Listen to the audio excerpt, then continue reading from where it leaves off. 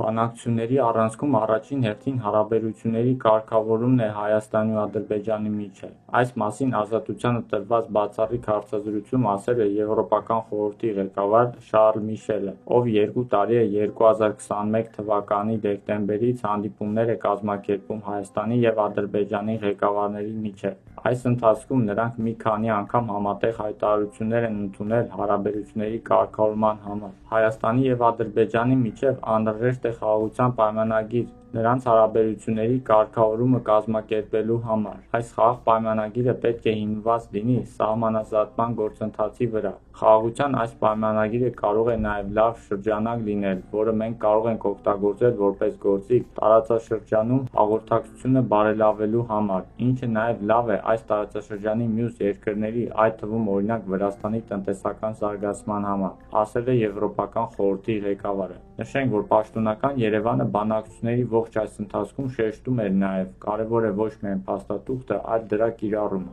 Խաղաղության պայմանագիրը կունենա հստակ երաշխավոր, որը կվերահսկի ձեռք բերված պայմանավորվածությունների իրագործումը։ Ազատության հարցին Եվրոպական խորհրդի ղեկավարն ուղիղ չի արձագանքել։ Փաստացի միջազգային հանրությունը, ներառյալ Եվրոպական միությունը, նայում է, թե ինչ է կատարվում աշխարհի այս հատվածում, ասել է նա, չտալով որևէ երաշխավորի անուն։